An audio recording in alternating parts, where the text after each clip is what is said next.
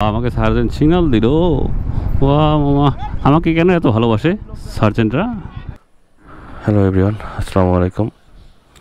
আপনারা সবাই ভালো আছেন আশা করি। আমিও আলহামদুলিল্লাহ অনেক ভালো আছি। আর এখন হচ্ছে সময় 5:30। একটু আগে বাসা থেকে রওনা দিলাম, অন্ধকার ছিল, এখন আলো ফুটে গেছে।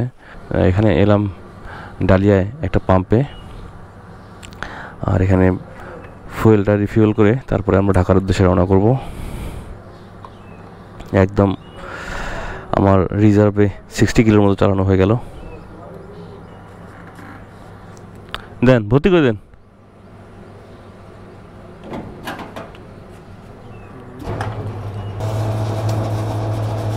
মিল করে দেন, ওখানে কত আসছে? ওই 1300 মিল করে দেন। হ্যাঁ ঠিক আছে, থাক। 10 লিটার 58 পয়েন্ট, 10.5 লিটার আর কি। সো ফুয়েল ভরলাম টোটাল 1300 টাকার, আর 10.5 লিটারের মতো তেল আসলো, 10.58। সো আমরা এখন রওনা দিচ্ছি ঢাকার পথে। তার আগে আমাদের বেসিকলি চা খাওয়ার কথা। চায়ের দোকান খোলা আছে? নাই তোমার এদিক? ওই তাই নাকি, ব্রিজের মাথায় যাই নাকি?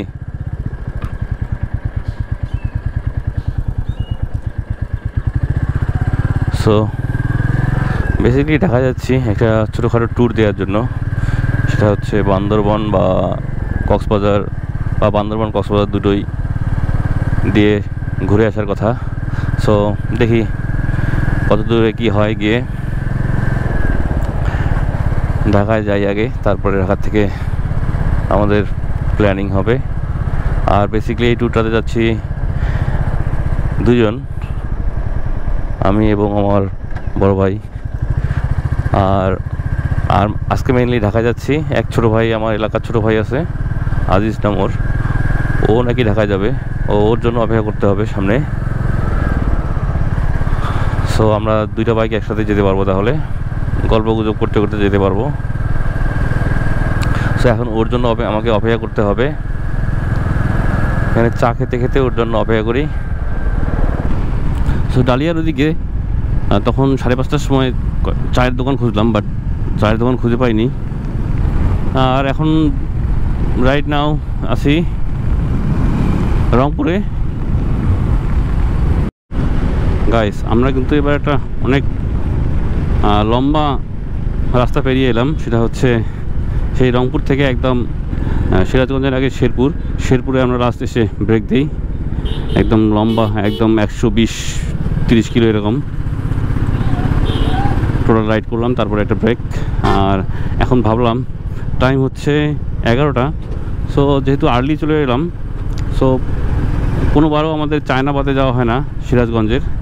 সো এই জন্য ভাবছি যে আজকে চায়নাবাদটাই ঘুরে যাই। সো এই জন্য আমরা চায়নাবাদের দিকে যাব। প্রত্যেকবারই যেতে যাই, বাট টাইম ওরকম হয় না, সেই জন্য আর যাওয়া হয় না। সো এবার একটু ঘুরে আসি, চায়নাবাদটা দেখে আসি, কখনো যাওয়া হয়নি প্লেসটাতে। তো চলুন আমরা এখন চায়নাবাদের দিকে যাই।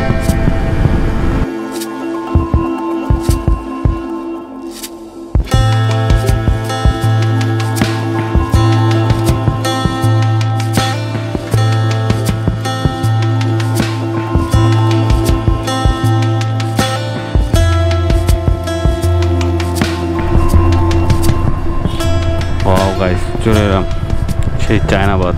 ও জটিল তো জায়গাটা, সেই জি ভাইয়া, জি বাল্বটা চেঞ্জ করা, বাল্বটা চেঞ্জ করা, জি জি।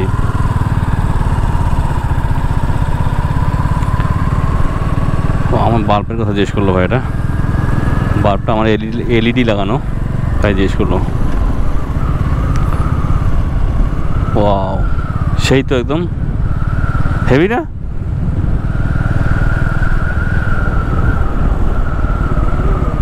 হ্যাঁ যমুনা, হ্যাঁ যমুনা। এগুলো কি জানিস? টারবাইন, এগুলো টারবাইন। এগুলো দিয়ে বিদ্যুৎ তৈরি হতো। চলো এই সাইডটাতে চালাই, আসো।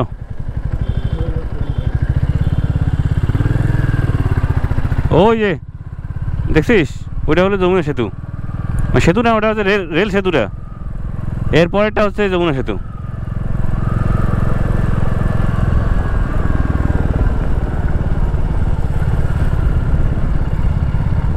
ও এদিক দিয়ে বের হওয়া যায় নাকি জিজ্ঞেস করতে হবে।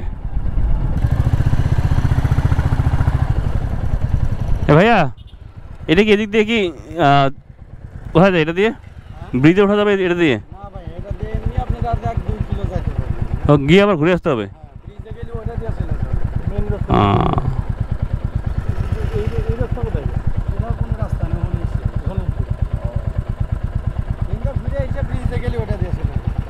ওই মেইন রোড দিয়ে উঠতে হবে।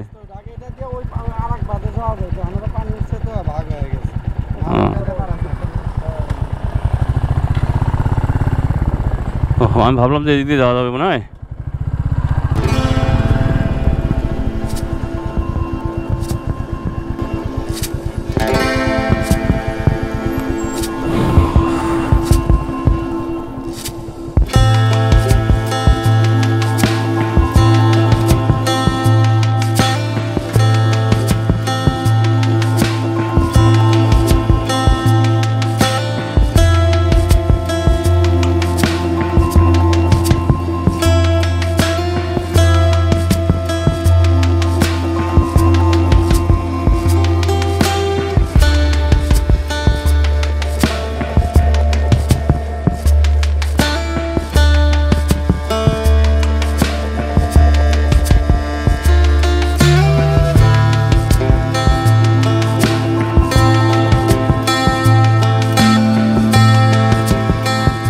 আরে স্টার্ট দাও।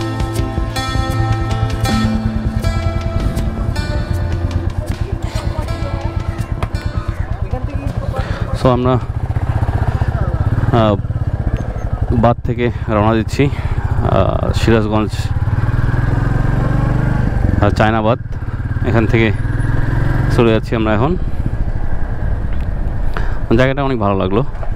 আর যদি ওয়েদারটা আরও ঠান্ডা থাকতো তাহলে আরও ভালো লাগতো। এখন যা গরম, বাট গরমের মধ্যেই এখানে প্রচুর বাতাস, মানে দিলটা ঠান্ডা হয়ে গেল একদম। আর এখান থেকে কয়েকটা ড্রোন শ্যুট নিলাম। সেটা হচ্ছে একদম রেল সেতুটা, বেশি দূরে পাঠাইনি কারণ ড্রোন নদীর উপরে পাঠাতে একটু ভয় ভয় করে যদিও বা। তারপরে এখানে আশেপাশে একটু শ্যুট নিলাম এবং এই টারবাইনগুলোরও শ্যুট নিলাম। আর চলে যাচ্ছি এখন ঢাকার পথে। সবাই ভাই, চায়নাবাদ সিরাজগঞ্জ।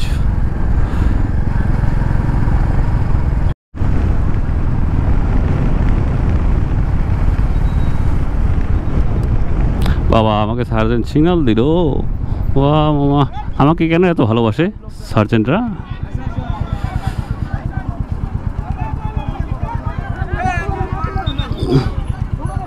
ও কই গেল? কি হলো ভাই? আসেন।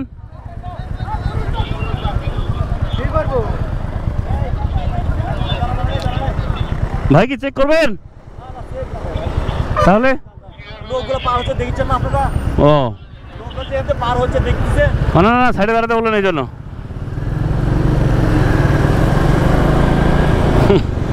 আমি তো ভাবলাম আমাদেরকে মনে হয় আটকালো পুলিশ,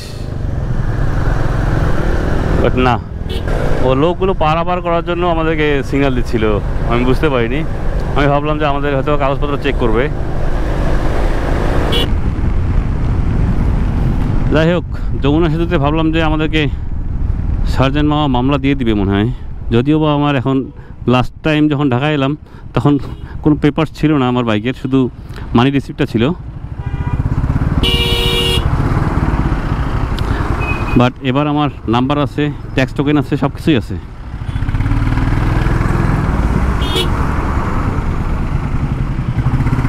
ও মাই গড, এত জ্যাম! এটা মনে হয় ব্রিজের জ্যাম। হ্যাঁ, ব্রিজের জ্যাম তো মনে হয়। ওরে আল্লাহ! ও মাই গড, এই রোদের মধ্যে এই জ্যামে কি হবে আল্লাহই জানে আজকে।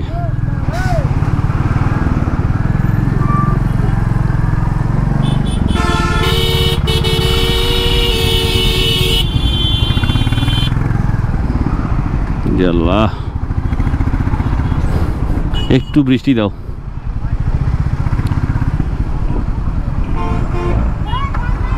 প্রচুর গরম, প্রচুর। আমার তো মনে হয় 35 ডিগ্রি সেন্টিগ্রেড এখানে। কি হবে?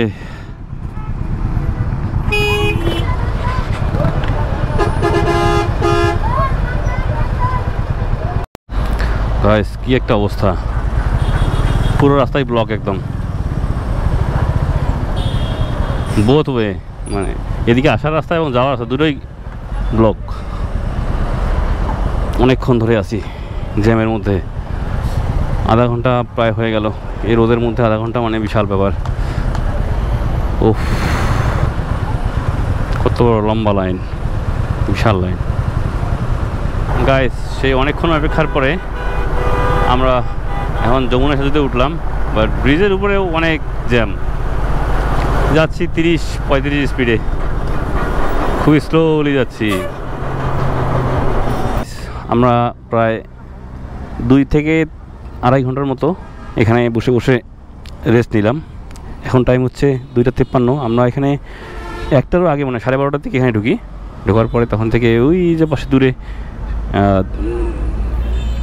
টাইলসের ইয়ে করানো সিঁড়িটা দেখা যাচ্ছে, ওখানে বসে আড্ডা দিলাম। এখানে বসে এখন বাইকে এসে উঠছি আর রওনা দিচ্ছি। ঢাকায় যেতে হবে আমাদেরকে খুব তাড়াতাড়ি। গতকালকে রাত্রেবেলা তো ঘুমোতেই পারিনি, তো অ্যাটলিস্ট বাসায় গিয়ে একটা শাওয়ার দিয়ে একটা ভালো করে ঘুম দেবো একটা। হ্যাঁ, ওঠ। ওহ, বিসমিল্লাহির রহমানির রহিম। আল্লাহ, বাকি রাস্তাটুকু আমাদেরকে সহি সালামতে নিয়ে যাও।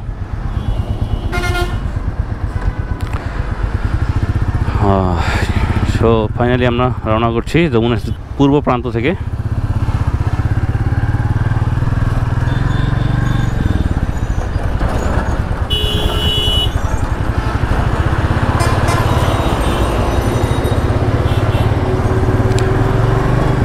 So our journey begins right now. এখনো অনেক দূর যেতে হবে, প্রায় 150 কিলোর মতো। সো চলুন এখন আমরা ঢাকার পথে যেতে থাকি। সো ঢুকে গেলাম উত্তরাতে, আর আমি বেসিক্যালি থাকবো আজকে খিলক্ষেতে। সো আমার ডেস্টিনেশন প্রায় চলে এসছে, আর সময় অনেক লাগলো কিন্তু আমার।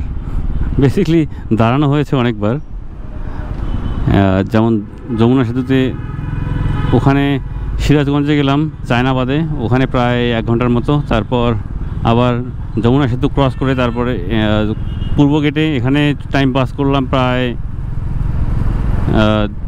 2-2.5 ঘন্টার মতো। আবার রাস্তায় দাঁড়িয়েছি প্রায় অনেকবার। আল্লাহর অশেষ মেহেরবানিতে সহি সালামতে ঢাকায় এসে পৌঁছলাম। যদিও বা রাত্রে ঠিকমতো ঘুম হয়নি, 2-1 ঘুমের ভাব এসেছিল, বাট চোখের মধ্যে একটু পানি দিই, পানি দেওয়ার পরে ঘুমটা একটু কেটে যায়। আর ঢাকায় এলাম মেইনলি ট্যুর দেওয়ার জন্য, দেখি কোথায় ট্যুর দেওয়া যায়। বান্দরবন দেওয়ার খুব ইচ্ছা আছে আমার, কারণ বান্দরবনে যাওয়া হয়নি এর আগে। সো সর্বোপরি এই হলো অবস্থা। আর ইনশাআল্লাহ দেখি কালকে হয়তো বা ট্যুর হতে পারে, আর ট্যুরে দেখা হবে আবার।